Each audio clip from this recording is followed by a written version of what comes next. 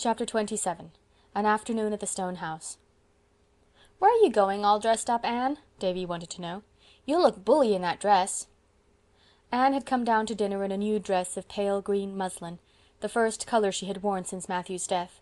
It became her perfectly, bringing out all the delicate flower-like tints of her face and the gloss and burnish of her hair. "Davy, how many times have I told you that you mustn't use that word?" she rebuked. "I'm going to Echo Lodge." "Take me with you," entreated Davy. "I would if I were driving, but I'm going to walk, and it's too far for your 8-year-old legs. Besides, Paul is going with me, and I fear you won't enjoy yourself in his company." "Oh, I like Paul lots better than I did," said Davy, beginning to make fearful inroads into his pudding. "Since I've got pretty good myself, I don't mind his being gooder so much. If I can keep on, I'll catch up with him some day, both in legs and goodness. 'Sides, Paul's real nice to us second primer boys in school. He won't let the other big boys meddle with us, and he shows us lots of games." "How came Paul to fall into the brook at noon hour yesterday?" asked Anne. "I met him on the playground, such a dripping figure that I sent him promptly home for clothes without waiting to find out what had happened." "Well, it was partly his accident," explained Davy. "He stuck his head in on purpose, but the rest of him fell in accidentally. We was all down at the brook and Prillie Rogerson got mad at Paul about something. She's awful mean and horrid anyway, if she is pretty, and said that his grandmother put his hair up in curl rags every night. Paul wouldn't have minded what she said, I guess, but Gracie Andrews laughed, and Paul got awful red, 'cause Gracie's his girl, you know. He's clean gone on her, brings her flowers and carries her books as far as the shore road. He got as red as a beet and said his grandmother didn't do any such thing and his hair was born curly, and then he laid down on the bank and stuck his head right into the spring to show them. Oh, it wasn't the spring we drink out of," seeing a horrified look on Marilla's face. "It was the little one lower down. But the bank's awful slippy and Paul went right in. I tell you, he made a bully splash. Oh, Anne, I didn't mean to say that. It just slipped out before I thought. He made a splendid splash. But he looked so funny when he crawled out, all wet and muddy. The girls laughed more'n ever, but Gracie didn't laugh. She looked sorry. Gracie's a nice girl, but she's got a snub nose. When I get big enough to have a girl, I won't have one with a snub nose. I'll pick one with a pretty nose like yours, Anne." "A boy who makes such a mess of syrup all over his face when he is eating his pudding will never get a girl to look at him," said Marilla severely. "But I'll wash my face before I go courting," protested Davy, trying to improve matters by rubbing the back of his hand over the smears. "And I'll wash behind my ears too, without being told. I remembered to this morning, Marilla. I don't forget half as often as I did. But," and Davy sighed, "there's so many corners about a fellow that it's awful hard to remember them all. Well, if I can't go to Miss Lavendar's I'll go over and see Mrs. Harrison. Mrs. Harrison's an awful nice woman, I tell you. She keeps a jar of cookies in her pantry a purpose for little boys, and she always gives me the scrapings out of a pan she's mixed up a plum cake in. A good many plums stick to the sides, you see. Mr. Harrison was always a nice man, but he's twice as nice since he got married over again. I guess getting married makes folks nicer. Why don't you get married, Marilla? I want to know." Marilla's state of single blessedness had never been a sore point with her, so she answered amiably, with an exchange of significant looks with Anne, that she supposed it was because nobody would have her. "But maybe you never asked anybody to have you," protested Davy. "Oh, Davy," said Dora primly, shocked into speaking without being spoken to, "it's the men that have to do the asking." "I don't know why they have to do it always," grumbled Davy. "Seems to me everything's put on the men in this world. Can I have some more pudding, Marilla?" "You've had as much as was good for you," said Marilla, but she gave him a moderate second helping. "I wish people could live on pudding. Why can't they, Marilla? I want to know." "Because they'd soon get tired of it." "I'd like to try that for myself," said skeptical Davy, "but I guess it's better to have pudding only on fish and company days than none at all. They never have any at Milty Boulter's. Milty says when company comes his mother gives them cheese and cuts it herself, one little bit apiece and one over for manners." "If Milty Boulter talks like that about his mother, at least you needn't repeat it," said Marilla severely. "Bless my soul." Davy had picked up this expression from Mr. Harrison and used it with great gusto. "Milty meant it as a compliment. He's awful proud of his mother, 'cause folks say she could scratch a living on a rock." "I suppose them pesky hens are in my pansy beds again," said Marilla, rising and going out hurriedly. The slandered hens were nowhere near the pansy bed, and Marilla did not even glance at it. Instead, she sat down on the cellar hatch and laughed until she was ashamed of herself. When Anne and Paul reached the stone house that afternoon, they found Miss Lavendar and Charlotta the Fourth in the garden, weeding, raking, clipping, and trimming as if for dear life. Miss Lavendar herself, all gay and sweet in the frills and laces she loved, dropped her shears and ran joyously to meet her guests, while Charlotta the Fourth grinned cheerfully. "Welcome, Anne. I thought you'd come today. You belong to the afternoon, so it brought you. Things that belong together are sure to come together. What a lot of trouble that would save some people if only they knew it. But they don't, and so they waste beautiful energy moving heaven and earth to bring things together that don't belong. And you, Paul, why, you've grown! You're half a head taller than when you were here before. Yes, I've begun to grow like pigweed in the night, as Mrs. Lynde says," said Paul in frank delight over the fact. "Grandma says it's the porridge taking effect at last. Perhaps it is. Goodness knows," Paul sighed deeply, "I've eaten enough to make anyone grow. I do hope, now that I've begun, I'll keep on till I'm as tall as father. He is 6 feet, you know, Miss Lavendar." Yes, Miss Lavendar did know. The flush on her pretty cheeks deepened a little. She took Paul's hand on one side and Anne's on the other, and walked to the house in silence. "Is it a good day for the echoes, Miss Lavendar?" queried Paul anxiously. The day of his first visit had been too windy for echoes, and Paul had been much disappointed. "Yes, just the best kind of a day," answered Miss Lavendar, rousing herself from her reverie. "But first we are all going to have something to eat. I know you two folks didn't walk all the way back here through those beech woods without getting hungry, and Charlotta the Fourth and I can eat any hour of the day. We have such obliging appetites. So we'll just make a raid on the pantry. Fortunately, it's lovely and full. I had a presentiment that I was going to have company today, and Charlotta the Fourth and I prepared." "I think you're one of the people who always have nice things in their pantry," declared Paul. "Grandma's like that too, but she doesn't approve of snacks between meals. I wonder," he added meditatively, "if I ought to eat them away from home when I know she doesn't approve." "Oh, I don't think she would disapprove after you've had a long walk. That makes a difference," said Miss Lavendar, exchanging amused glances with Anne over Paul's brown curls. "I suppose that snacks are extremely unwholesome. That is why we have them so often at Echo Lodge. We, Charlotta the Fourth and I, live in defiance of every known law of diet. We eat all sorts of indigestible things whenever we happen to think of it, by day or night, and we flourish like green bay trees. We are always intending to reform. When we read any article in a paper warning us against something we like, we cut it out and pin it up on the kitchen wall so that we'll remember it, but we never can somehow, until after we've gone and eaten that very thing. Nothing has ever killed us yet, but Charlotta the Fourth has been known to have bad dreams after we had eaten doughnuts and mince pie and fruitcake before we went to bed. Grandma lets me have a glass of milk and a slice of bread and butter before I go to bed, and on Sunday nights she puts jam on the bread," said Paul, "so I'm always glad when it's Sunday night, for more reasons than one. Sunday is a very long day on the shore road. Grandma says it's all too short for her, and that father never found Sundays tiresome when he was a little boy. It wouldn't seem so long if I could talk to my rock people, but I never do that because Grandma doesn't approve of it on Sundays. I think a good deal, but I'm afraid my thoughts are worldly. Grandma says we should never think anything but religious thoughts on Sundays. But teacher here said once that every really beautiful thought was religious, no matter what it was about, or what day we thought it on. But I feel sure Grandma thinks that sermons and Sunday school lessons are the only things you can think truly religious thoughts about. And when it comes to a difference of opinion between Grandma and teacher, I don't know what to do. In my heart," Paul laid his hand on his breast and raised very serious blue eyes to Miss Lavendar's immediately sympathetic face, "I agree with teacher. But then, you see, Grandma has brought father up her way and made a brilliant success of him, and teacher has never brought anybody up yet, though she's helping with Davy and Dora. But you can't tell how they'll turn out till they are grown up. So sometimes I feel as if it might be safer to go by Grandma's opinions." "I think it would," agreed Anne solemnly. "Anyway, I dare say that if your Grandma and I both got down to what we really do mean, under our different ways of expressing it, we'd find out we both meant much the same thing. You'd better go by her way of expressing it, since it's been the result of experience. We'll have to wait until we see how the twins do turn out before we can be sure that my way is equally good." After lunch they went back to the garden, where Paul made the acquaintance of the echoes, to his wonder and delight, while Anne and Miss Lavendar sat on the stone bench under the poplar and talked. "So you are going away in the fall," said Miss Lavendar wistfully. "I ought to be glad for your sake, Anne, but I'm horribly, selfishly sorry. I shall miss you so much. Oh, sometimes I think it is of no use to make friends. They only go out of your life after a while and leave a hurt that is worse than the emptiness before they came." "That sounds like something Miss Eliza Andrews might say, but never Miss Lavendar," said Anne. "Nothing is worse than emptiness. And I'm not going out of your life. There are such things as letters and vacations. Dearest, I'm afraid you're looking a little pale and tired."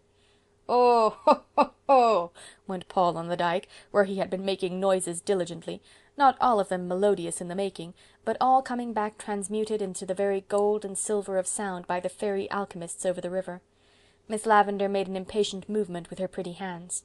"I'm just tired of everything, even of the echoes. There is nothing in my life but echoes. Echoes of lost hopes and dreams and joys. They're beautiful and mocking.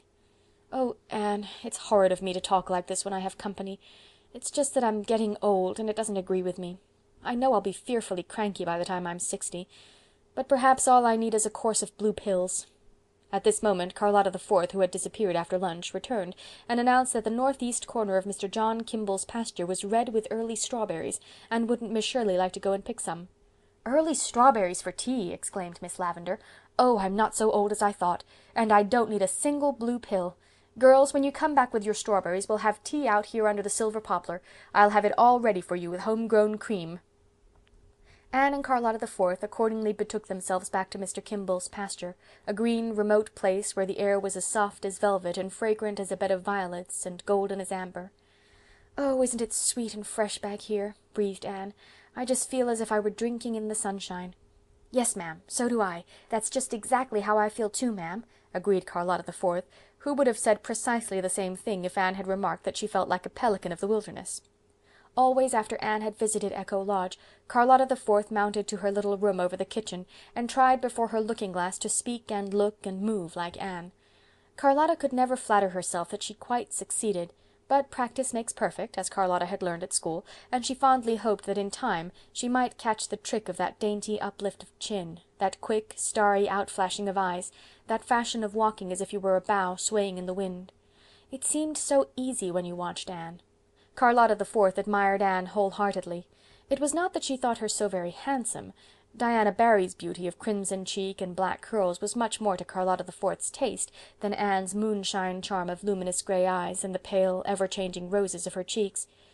"But I'd rather look like you than be pretty," she told Anne sincerely. Anne laughed, sipped the honey from the tribute, and cast away the sting. She was used to taking her compliments mixed. Public opinion never agreed on Anne's looks. People who had heard her called handsome met her and were disappointed. People who had heard her called plain saw her and wondered where other people's eyes were. Anne herself would never believe that she had any claim to beauty. When she looked in the glass all she saw was a little pale face with 7 freckles on the nose thereof. Her mirror never revealed to her the elusive, ever-varying play of feeling that came and went over her features like a rosy, illuminating flame, or the charm of dream and laughter alternating in her big eyes. While Anne was not beautiful in any strictly defined sense of the word, she possessed a certain evasive charm and distinction of appearance that left beholders with a pleasurable sense of satisfaction in that softly rounded girlhood of hers, with all its strongly felt potentialities. Those who knew Anne best felt, without realizing that they felt it, that her greatest attraction was the aura of possibility surrounding her, the power of future development that was in her. She seemed to walk in an atmosphere of things about to happen. As they picked, Charlotta the Fourth confided to Anne her fears regarding Miss Lavendar. The warm-hearted little handmaiden was honestly worried over her adored mistress's condition.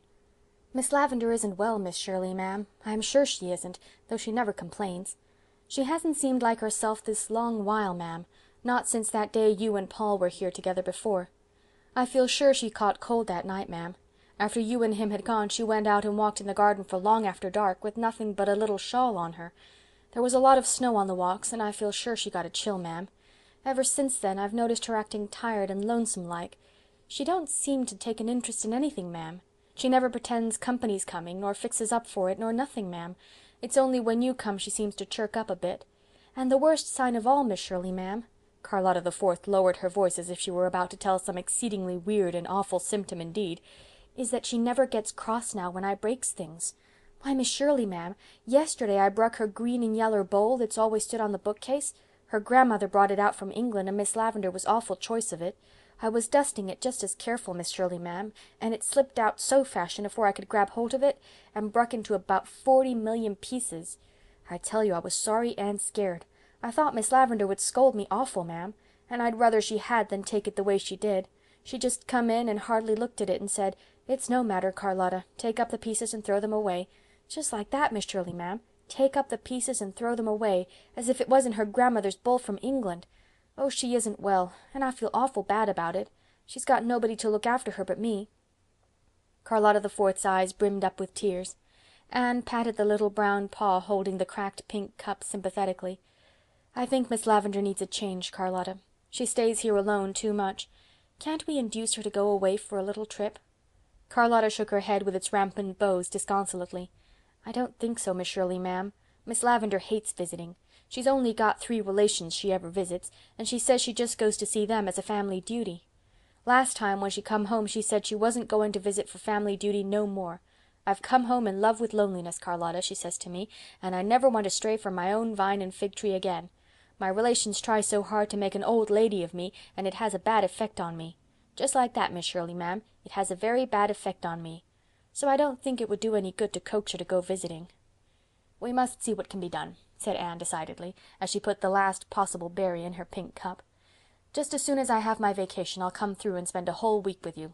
We'll have a picnic every day and pretend all sorts of interesting things, and see if we can't cheer Miss Lavendar up." "That will be the very thing, Miss Shirley, ma'am," exclaimed Charlotta the Fourth in rapture.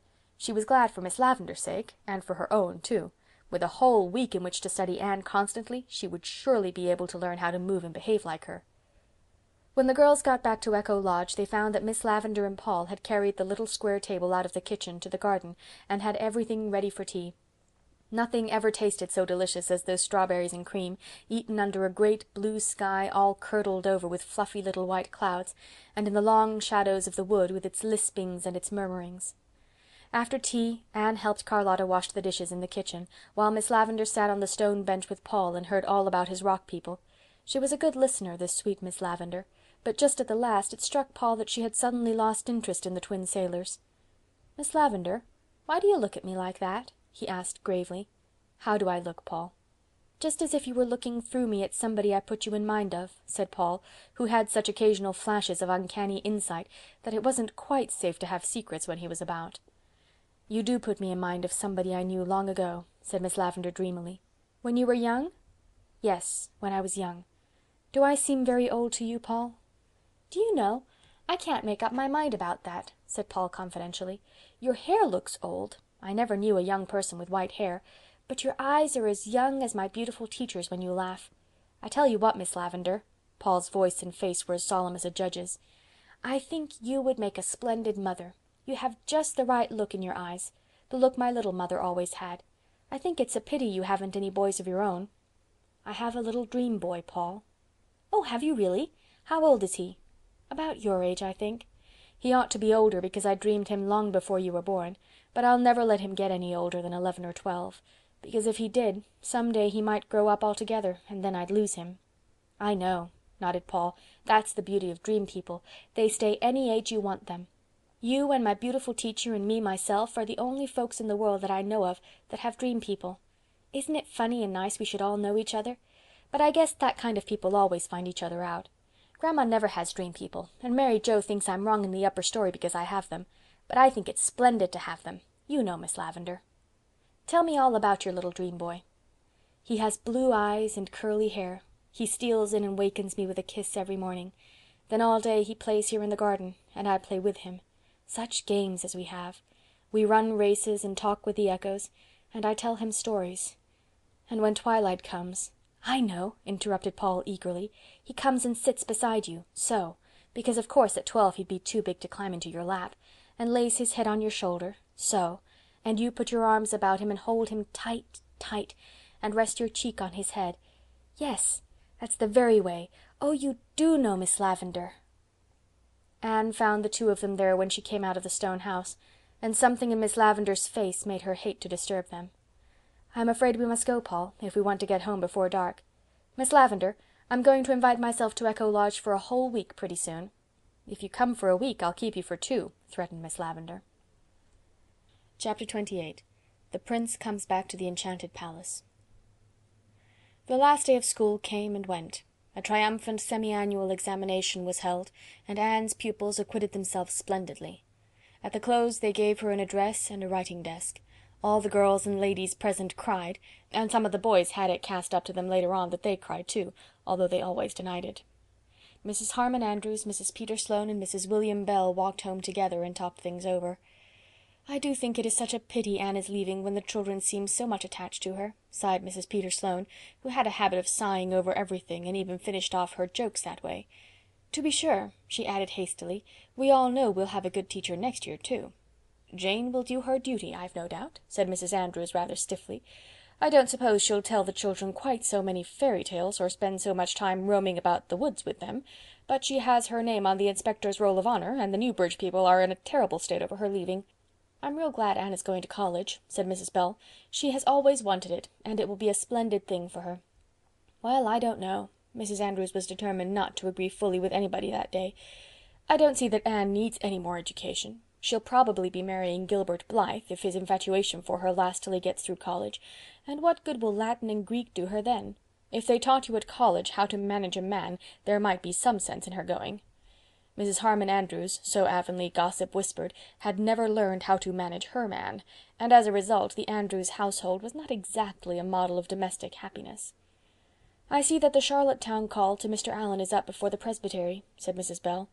"That means we'll be losing him soon, I suppose." "They're not going before September," said Mrs. Sloane. "It will be a great loss to the community, though I always did think that Mrs. Allen dressed rather too gay for a minister's wife. But we are none of us perfect. Did you notice how neat and snug Mr. Harrison looked today? I never saw such a changed man. He goes to church every Sunday and has subscribed to the salary." "Hasn't that Paul Irving grown to be a big boy?" said Mrs. Andrews. "He was such a mite for his age when he came here. I declare I hardly knew him today. He's getting to look a lot like his father." "He's a smart boy," said Mrs. Bell. "He's smart enough, but—" Mrs. Andrews lowered her voice. "I believe he tells queer stories. Gracie came home from school one day last week with the greatest rigmarole he had told her about people who lived down at the shore, stories there couldn't be a word of truth in, you know. I told Gracie not to believe them, and she said Paul didn't intend her to. But if he didn't, what did he tell them to her for?" "Anne says Paul is a genius," said Mrs. Sloane. "He may be. You never know what to expect of them Americans," said Mrs. Andrews. Mrs. Andrews' only acquaintance with the word genius was derived from a colloquial fashion of calling any eccentric individual a queer genius. She probably thought, with Mary Joe, that it meant a person with something wrong in his upper story.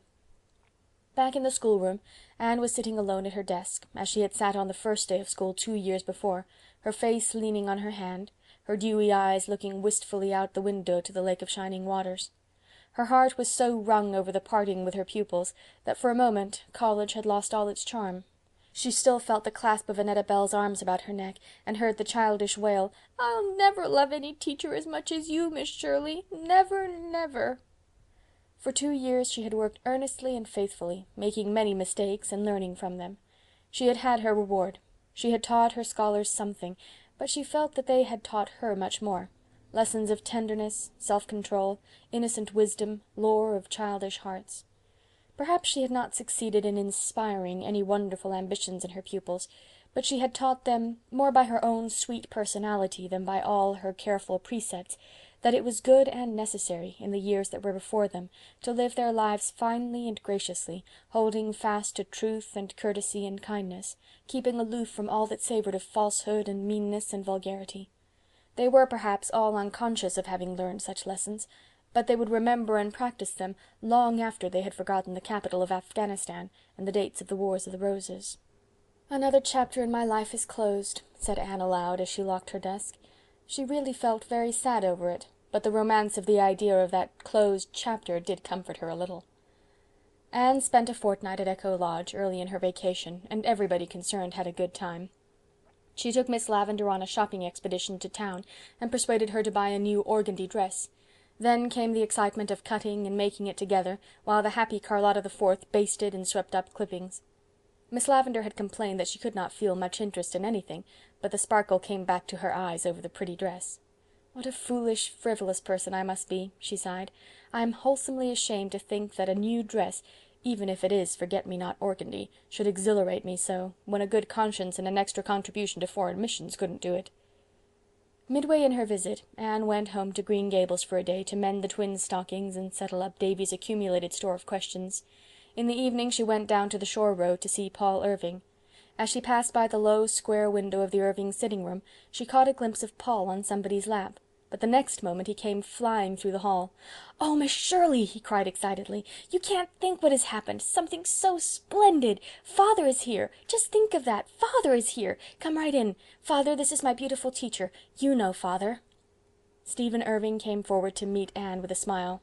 He was a tall, handsome man of middle age, with iron-grey hair, deep-set, dark blue eyes, and a strong, sad face, splendidly modelled about chin and brow. Just the face for a hero of romance, Anne thought with a thrill of intense satisfaction. It was so disappointing to meet someone who ought to be a hero, and find him bald or stooped, or otherwise lacking in manly beauty. Anne would have thought it dreadful if the object of Miss Lavendar's romance had not looked the part. "So this is my little son's beautiful teacher, of whom I have heard so much," said Mr. Irving with a hearty handshake. "Paul's letters have been so full of you, Miss Shirley, that I feel as if I were pretty well acquainted with you already.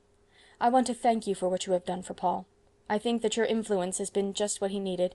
Mother is one of the best and dearest of women, but her robust, matter-of-fact Scotch common sense could not always understand a temperament like my laddie's. What was lacking in her, you have supplied. Between you, I think, Paul's training in these 2 past years has been as nearly ideal as a motherless boy's could be." Everybody likes to be appreciated. Under Mr. Irving's praise, Anne's face burst flower-like into rosy bloom, and the busy, weary man of the world, looking at her, thought he had never seen a fairer, sweeter slip of girlhood than this little down-east schoolteacher with her red hair and wonderful eyes. Paul sat between them blissfully. "I never dreamed father was coming," he said radiantly. "Even Grandma didn't know it. It was a great surprise. As a general thing," Paul shook his brown curls gravely, "I don't like to be surprised. You lose all the fun of expecting things when you're surprised. But in a case like this it is all right.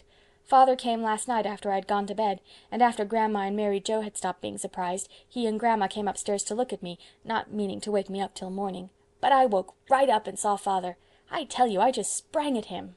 "With a hug like a bear's," said Mr. Irving, putting his arms around Paul's shoulder smilingly. "I hardly knew, my boy, he had grown so big and brown and sturdy." "I don't know which was the most pleased to see father, Grandma or I," continued Paul. "Grandma's been in the kitchen all day making the things father likes to eat. She wouldn't trust them to Mary Joe, she says. That's her way of showing gladness. I like best just to sit and talk to father. But I'm going to leave you for a little while now, if you'll excuse me. I must get the cows for Mary Joe. That is one of my daily duties." When Paul had scampered away to do his daily duty, Mr. Irving talked to Anne of various matters. But Anne felt that he was thinking of something else underneath all the time. Presently it came to the surface. "In Paul's last letter he spoke of going with you to visit an old friend of mine, Miss Lewis, at the stone house in Grafton. Do you know her well?"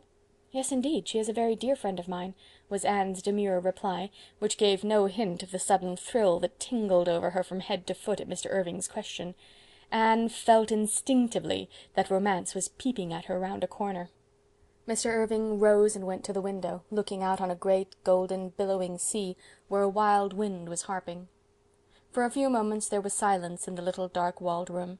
Then he turned and looked down into Anne's sympathetic face with a smile half whimsical, half tender. "I wonder how much you know," he said. "I know all about it," Anne replied promptly. "You see," she explained hastily, "Miss Lavendar and I are very intimate. She wouldn't tell things of such a sacred nature to everybody. We are kindred spirits." "Yes, I believe you are. Well, I'm going to ask a favour of you. I would like to go and see Miss Lavendar, if she will let me. Will you ask her if I may come?" Would she not? Oh, indeed she would. Yes, this was romance, the real thing, with all the charm of rhyme and story and dream. It was a little belated, perhaps, like a rose blooming in October, which should have bloomed in June, but none the less a rose, all sweetness and fragrance, with a gleam of gold in its heart. Never did Anne's feet bear her on a more willing errand than on that walk through the beech woods to Grafton the next morning. She found Miss Lavendar in the garden. Anne was fearfully excited. Her hands grew cold and her voice trembled. "Miss Lavendar, I have something to tell you, something very important. Can you guess what it is?" Anne never supposed that Miss Lavendar could guess, but Miss Lavendar's face grew very pale, and Miss Lavendar said in a quiet, still voice, from which all the colour and sparkle that Miss Lavendar's voice usually suggested had faded, "Stephen Irving is home." "How did you know? Who told you?" cried Anne disappointedly, vexed that her great revelation had been anticipated. "Nobody. I knew that must be it, just from the way you spoke." "He wants to come and see you," said Anne. "May I send him word that he may?" "Yes, of course," fluttered Miss Lavendar. "There is no reason why he shouldn't. He is only coming as any old friend might." Anne had her own opinion about that, as she hastened into the house to write a note at Miss Lavendar's desk. "Oh, it's delightful to be living in a storybook," she thought gaily. "It will come out all right, of course. It must. And Paul will have a mother after his own heart, and everybody will be happy. But Mr. Irving will take Miss Lavendar away, and dear knows what will happen to the little stone house. And so there are two sides to it, as there seems to be to everything in this world." The important note was written, and Anne herself carried it to the Grafton post office, where she waylaid the mail carrier and asked him to leave it at the Avonlea office. "It's so very important," Anne assured him anxiously. The mail carrier was a rather grumpy old personage, who did not at all look the part of a messenger of Cupid, and Anne was none too certain that his memory was to be trusted, but he said he would do his best to remember, and she had to be contented with that. Charlotta the Fourth felt that some mystery pervaded the stone house that afternoon, a mystery from which she was excluded. Miss Lavendar roamed about the garden in a distracted fashion. Anne, too, seemed possessed by a demon of unrest, and walked to and fro, and went up and down. Charlotta the Fourth endured it till patience ceased to be a virtue. Then she confronted Anne on the occasion of that romantic young person's third aimless peregrination through the kitchen. "Please, Miss Shirley, ma'am," said Charlotta the Fourth, with an indignant toss of her very blue bows, "it's plain to be seen you and Miss Lavendar have got a secret, and I think, begging your pardon if I'm too forward, Miss Shirley, ma'am, that it's real mean not to tell me when we've all been such chums." "Oh, Charlotta, dear, I'd have told you all about it if it were my secret, but it's Miss Lavendar's, you see. However, I'll tell you this much, and if nothing comes of it, you must never breathe a word about it to a living soul. You see, Prince Charming is coming tonight. He came long ago, but in a foolish moment went away and wandered afar, and forgot the secret of the magic pathway to the enchanted castle, where the princess was weeping her faithful heart out for him. But at last he remembered it again, and the princess is waiting still, because nobody but her own dear prince could carry her off." "Oh, Miss Shirley, ma'am, what is that in prose?" gasped the mystified Charlotta. Anne laughed. "In prose, an old friend of Miss Lavendar's is coming to see her tonight." "Do you mean an old beau of hers?" demanded the literal Charlotta. "That is probably what I do mean, in prose," answered Anne gravely. "It is Paul's father, Stephen Irving, and goodness knows what will come of it, but let us hope for the best, Charlotta." "I hope that he'll marry Miss Lavendar," was Charlotta's unequivocal response. "Some women's intended from the start to be old maids, and I'm afraid I'm one of them, Miss Shirley, ma'am, because I've awful little patience with the men. But Miss Lavendar never was, and I've been awful worried, thinking what on earth she'd do when I got so big I'd have to go to Boston. There ain't any more girls in our family, and dear knows what she'd do if she got some stranger that might laugh at her pretendings, and leave things lying round out of their place, and not be willing to be called Charlotta the Fifth. She might get someone who wouldn't be as unlucky as me in breaking dishes, but she'd never get anyone who'd love her better." And the faithful little handmaiden dashed off to the oven door with a sniff. They went through the form of having tea as usual that night at Echo Lodge, but nobody really ate anything. After tea, Miss Lavendar went to her room and put on her new forget-me-not organdy, while Anne did her hair for her. Both were dreadfully excited, but Miss Lavendar pretended to be very calm and indifferent. "I must really mend that rent in the curtain tomorrow," she said anxiously, inspecting it as if it were the only thing of any importance just then. "Those curtains have not worn as well as they should, considering the price I paid. Dear me, Charlotta has forgotten to dust the stair railing again. I really must speak to her about it." Anne was sitting on the porch steps when Stephen Irving came down the lane and across the garden. "This is the only place where time stands still," he said, looking around him with delighted eyes. "There is nothing changed about this house or garden since I was here 25 years ago. It makes me feel young again." "You know, time always does stand still in an enchanted palace," said Anne seriously. "It is only when the prince comes that things begin to happen." Mr. Irving smiled a little sadly into her uplifted face, all astar with its youth and promise. "Sometimes the prince comes too late," he said. He did not ask Anne to translate her remark into prose. Like all kindred spirits, he understood. "Oh no, not if he is the real prince coming to the true princess," said Anne, shaking her red head decidedly as she opened the parlour door. When he had gone in, she shut it tightly behind him, and turned to confront Charlotta the Fourth, who was in the hall, all nods and becks and wreathed smiles. "Oh, Miss Shirley, ma'am," she breathed, "I peeked from the kitchen window, and he's awful handsome, and just the right age for Miss Lavendar. And oh, Miss Shirley, ma'am, do you think it would be much harm to listen at the door?" "It would be dreadful, Charlotta," said Anne firmly, "so just you come away with me out of the reach of temptation."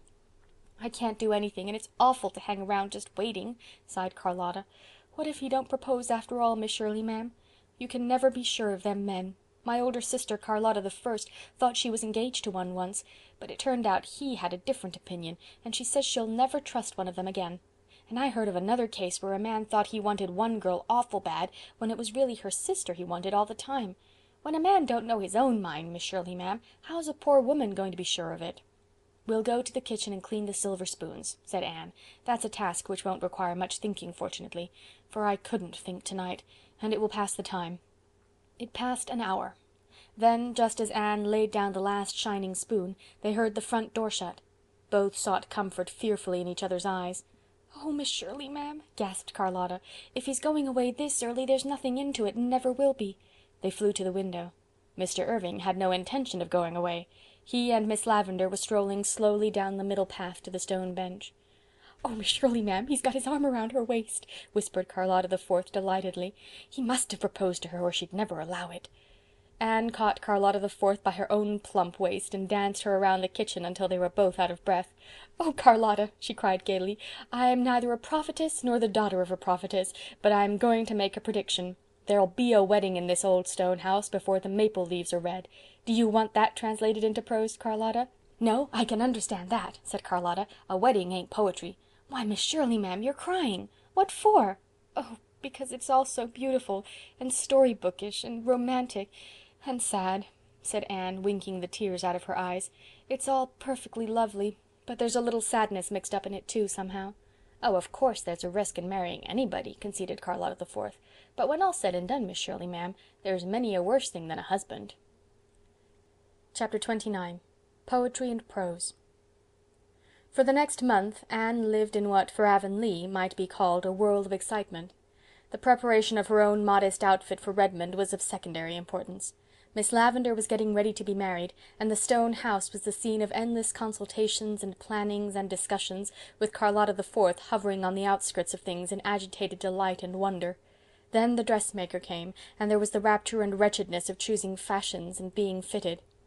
Anne and Diana spent half their time at Echo Lodge, and there were nights when Anne could not sleep for wondering whether she had done right in advising Miss Lavendar to select brown rather than navy blue for her travelling dress, and to have her grey silk made princess. Everybody concerned in Miss Lavendar's story was very happy. Paul Irving rushed to Green Gables to talk the news over with Anne as soon as his father had told him. "I knew I could trust father to pick me out a nice little second mother," he said proudly. "It's a fine thing to have a father you can depend on, teacher. I just love Miss Lavendar. Grandma is pleased too. She says she's real glad father didn't pick out an American for his second wife, because although it turned out all right the first time, such a thing wouldn't be likely to happen twice.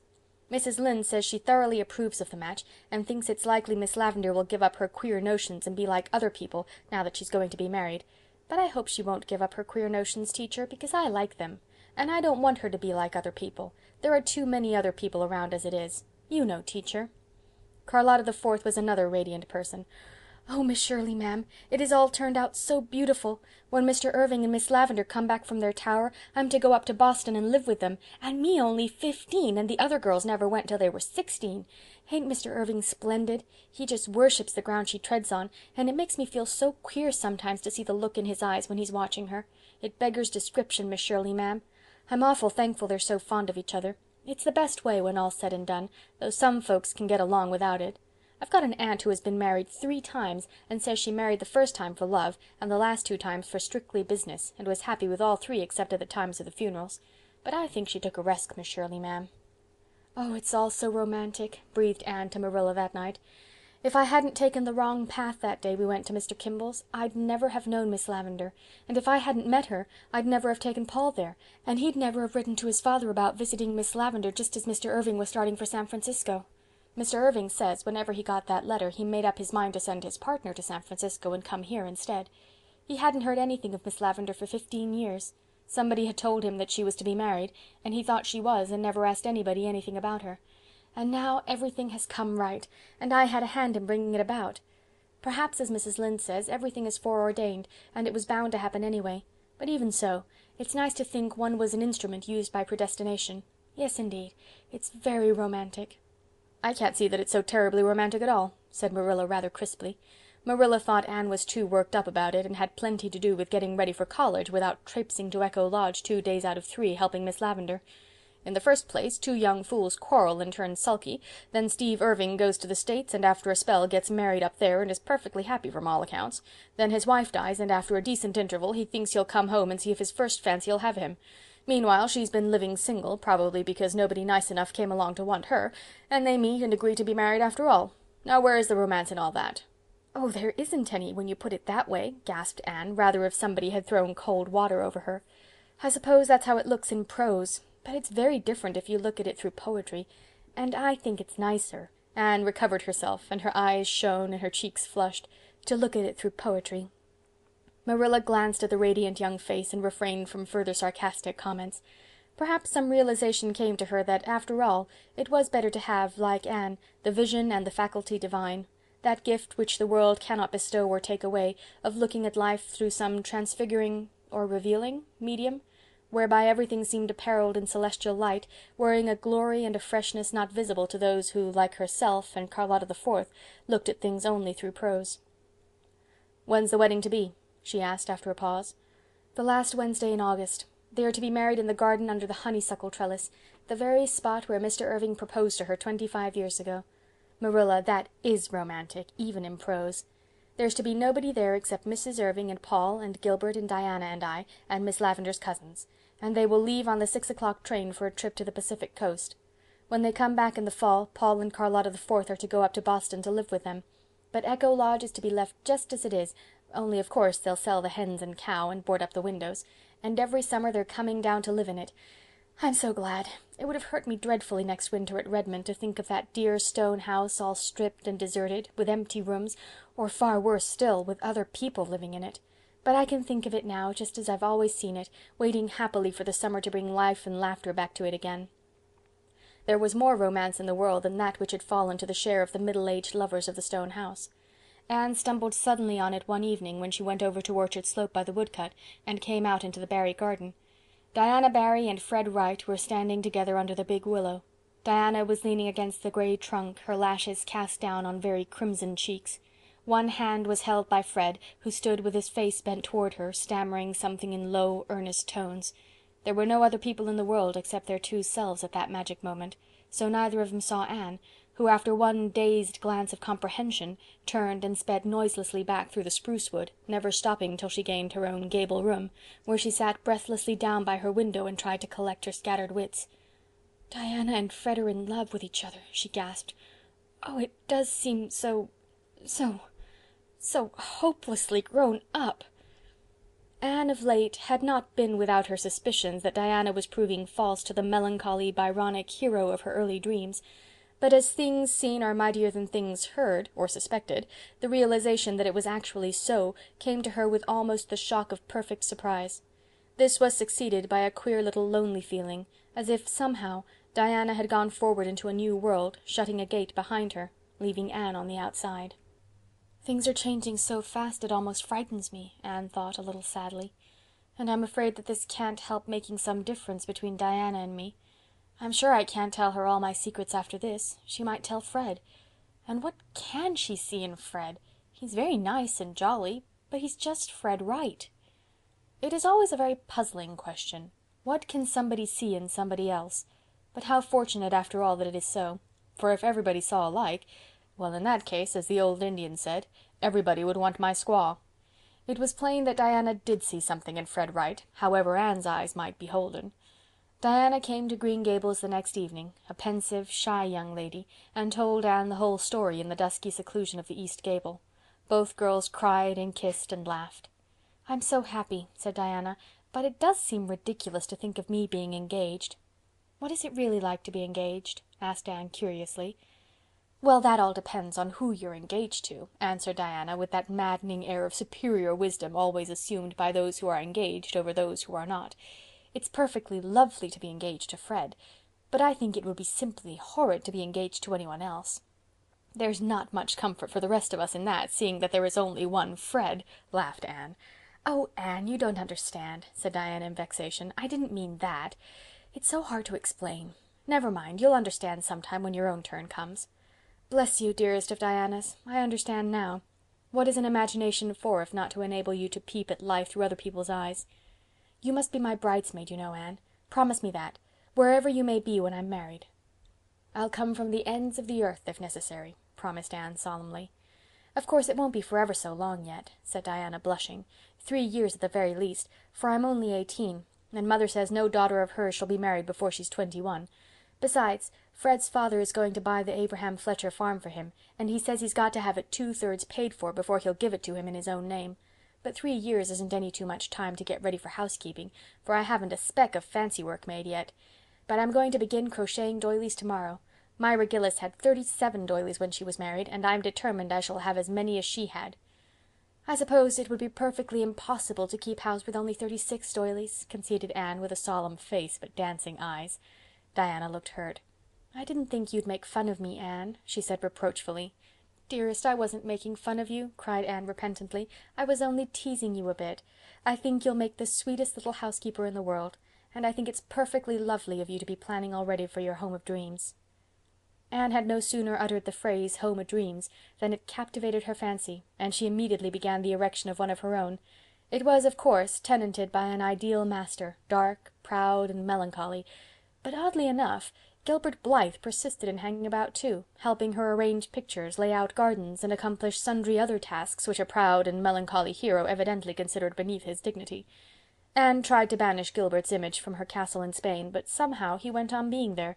So Anne, being in a hurry, gave up the attempt, and pursued her aerial architecture with such success that her home o'dreams was built and furnished before Diana spoke again. "I suppose, Anne, you must think it's funny I should like Fred so well when he's so different from the kind of man I've always said I would marry, the tall, slender kind. But somehow I wouldn't want Fred to be tall and slender, because, don't you see, he wouldn't be Fred then. Of course," added Diana rather dolefully, "we will be a dreadfully pudgy couple. But after all, that's better than one of us being short and fat and the other tall and lean, like Morgan Sloane and his wife. Mrs. Lynde says it always makes her think of the long and the short of it when she sees them together."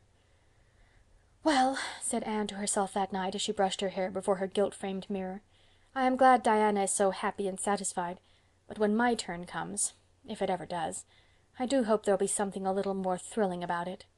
But then, Diana thought so too once. I've heard her say time and again she'd never get engaged any poky, commonplace way. He'd have to do something splendid to win her. But she has changed.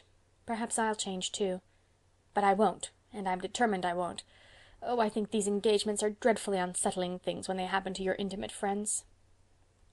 Chapter 30. A Wedding at the Stone House. The last week in August came. Miss Lavendar was to be married in it. 2 weeks later, Anne and Gilbert would leave for Redmond College. In a week's time Mrs. Rachel Lynde would move to Green Gables and set up her lares and penates in the erstwhile spare room, which was already prepared for her coming. She had sold all her superfluous household plenishings by auction, and was at present revelling in the congenial occupation of helping the Allans pack up. Mr. Allan was to preach his farewell sermon the next Sunday.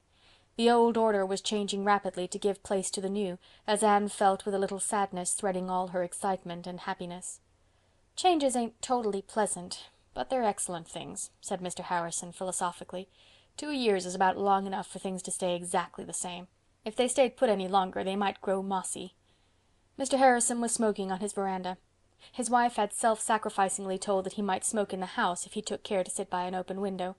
Mr. Harrison rewarded this concession by going outdoors altogether to smoke in fine weather, and so mutual goodwill reigned. Anne had come over to ask Mrs. Harrison for some of her yellow dahlias. She and Diana were going through to Echo Lodge that evening to help Miss Lavendar and Charlotta the Fourth with their final preparations for the morrow's bridal. Miss Lavendar herself never had dahlias. She did not like them, and they would not have suited the fine retirement of her old-fashioned garden. But flowers of any kind were rather scarce in Avonlea and the neighbouring districts that summer, thanks to Uncle Abe's storm, and Anne and Diana thought that a certain old cream-coloured stone jug, usually kept sacred to doughnuts, brimmed over with yellow dahlias, would be just the thing to set in a dim angle of the stone house stairs, against the dark background of red hall paper. "I suppose you'll be starting off for college in a fortnight's time," continued Mr. Harrison. "Well, we're going to miss you an awful lot, Emily and me. To be sure, Mrs. Lynde'll be over there in your place. There ain't nobody but a substitute can be found for them." The irony of Mr. Harrison's tone is quite untransferable to paper. In spite of his wife's intimacy with Mrs. Lynde, the best that could be said of the relationship between her and Mr. Harrison, even under the new regime, was that they preserved an armed neutrality. "Yes, I'm going," said Anne. "I'm very glad with my head, and very sorry with my heart." "I suppose you'll be scooping up all the honours that are lying round loose at Redmond?" "I may try for 1 or 2 of them," confessed Anne, "but I don't care so much for things like that as I did 2 years ago. What I want to get out of my college course is some knowledge of the best way of living life and doing the most and best with it. I want to learn to understand and help other people and myself." Mr. Harrison nodded. "That's the idea exactly. That's what college ought to be for, instead of for turning out a lot of B.A.'s, so chock full of book learning and vanity that there ain't room for anything else. You're all right. College won't be able to do you much harm, I reckon." Diana and Anne drove over to Echo Lodge after tea, taking with them all the flowery spoil that several predatory expeditions in their own and their neighbours' gardens had yielded. They found the stone house agog with excitement. Charlotta the Fourth was flying around with such vim and briskness that her blue bows seemed really to possess the power of being everywhere at once. Like the helmet of Navarre, Carlotta's blue bows waved ever in the thickest of the fray. "Praise be to goodness you've come," she said devoutly, "for there's heaps of things to do, and the frosting on that cake won't harden, and there's all the silver to be rubbed up yet, and the horsehair trunk to be packed, and the roosters for the chicken salad are running out there beyond the hen house yet, crowing, Miss Shirley, ma'am, and Miss Lavendar ain't to be trusted to do a thing. I was thankful when Mr. Irving came a few minutes ago and took her off for a walk in the woods. Courting's all right in its place, Miss Shirley, ma'am, but if you try to mix it up with cooking and scouring, everything's spoiled. That's my opinion, Miss Shirley, ma'am." Anne and Diana worked so heartily that by 10 o'clock even Charlotta the Fourth was satisfied. She braided her hair in innumerable plaits and took her weary little bones off to bed. "But I'm sure I shan't sleep a blessed wink, Miss Shirley, ma'am, for fear that something'll go wrong at the last minute. The cream won't whip, or Mr. Irving'll have a stroke and not be able to come." "He isn't in the habit of having strokes, is he?" asked Diana, the dimpled corners of her mouth twitching. To Diana, Charlotta the Fourth was, if not exactly a thing of beauty, certainly a joy forever. "They're not things that go by habit," said Charlotta the Fourth with dignity. "They just happen, and there you are. Anybody can have a stroke. You don't have to learn how. Mr. Irving looks a lot like an uncle of mine that had one once, just as he was sitting down to dinner one day. But maybe everything'll go all right. In this world you've just got to hope for the best and prepare for the worst and take whatever God sends." "The only thing I'm worried about is that it won't be fine tomorrow," said Diana. "Uncle Abe predicted rain for the middle of the week, and ever since that big storm I can't help believing there's a good deal in what Uncle Abe says." Anne, who knew better than Diana just how much Uncle Abe had to do with the storm, was not much disturbed by this. She slept the sleep of the just and weary, and was roused at an unearthly hour by Charlotta the Fourth.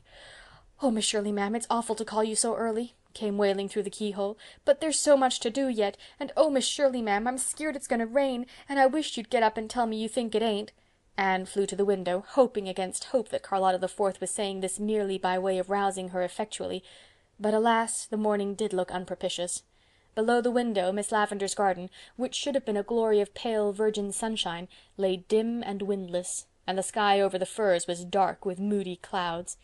"Isn't it too mean?" said Diana. "We must hope for the best," said Anne determinedly. "If it only doesn't actually rain, a cool pearly grey day like this would really be nicer than hot sunshine." "But it will rain," mourned Charlotta, creeping into the room, a figure of fun with her many braids wound about her head, the ends tied up with white thread sticking out in all directions. "It'll hold off till the last minute, and then poor cats and dogs, and all the folks would get sopping, and track mud all over the house, and they won't be able to get married under the honeysuckle, and it's awful unlucky for no sun to shine on a bride, say what you will, Miss Shirley, ma'am. I knew things were going too well to last." Charlotta the Fourth seemed certainly to have borrowed a leaf out of Miss Eliza Andrews' book. It did not rain, though it kept on looking as if it meant to. By noon the rooms were decorated, the table beautifully laid, and upstairs was waiting a bride, adorned for her husband. "You do look sweet," said Anne rapturously. "Lovely," echoed Diana. "Everything's ready, Miss Shirley, ma'am, and nothing dreadful has happened yet," was Charlotta's cheerful statement as she betook herself to her little back room to dress. Out came all the braids. The resultant rampant crinkliness was plaited into 2 tails and tied, not with 2 bows alone, but with 4, of brand new ribbon, brightly blue. The 2 upper bows rather gave the impression of overgrown wings sprouting from Charlotta's neck, somewhat after the fashion of Raphael's cherubs. But Charlotta the Fourth thought them very beautiful, and after she had rustled into a white dress, so stiffly starched that it could stand alone, she surveyed herself in her glass with great satisfaction, a satisfaction which lasted until she went out in the hall and caught a glimpse through the spare room door of a tall girl in some softly clinging gown, pinning white, star-like flowers on the smooth ripples of her ruddy hair. "Oh, I'll never be able to look like Miss Shirley," thought poor Charlotta despairingly. "You just have to be born so, I guess. Don't seem's if any amount of practice could give you that air." By 1 o'clock the guests had come, including Mr. and Mrs. Allen, for Mr. Allen was to perform the ceremony in the absence of the Grafton minister on his vacation. There was no formality about the marriage. Miss Lavendar came down the stairs to meet her bridegroom at the foot, and as he took her hand, she lifted her big brown eyes to his with a look that made Charlotta the Fourth, who intercepted it, feel queerer than ever.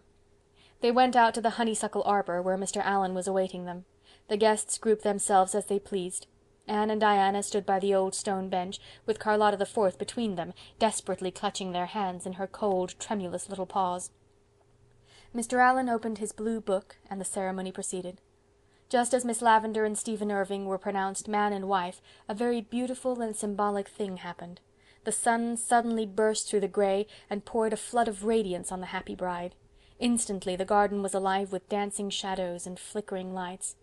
What a lovely omen, thought Anne, as she ran to kiss the bride. Then the three girls left the rest of the guests laughing around the bridal pair, while they flew into the house to see that all was in readiness for the feast. "Thanks be to goodness it's over, Miss Shirley, ma'am," breathed Charlotta the Fourth, "and they're married safe and sound, no matter what happens now. The bags of rice are in the pantry, ma'am, and the old shoes are behind the door, and the cream for whipping is on the cellar steps." At 2:30, Mr. and Mrs. Irving left, and everybody went to Bright River to see them off on the afternoon train. As Miss Lavendar, I beg her pardon, Mrs. Irving, stepped from the door of her old home, Gilbert and the girls threw the rice, and Charlotta the Fourth hurled an old shoe with such excellent aim that she struck Mr. Allen squarely on the head.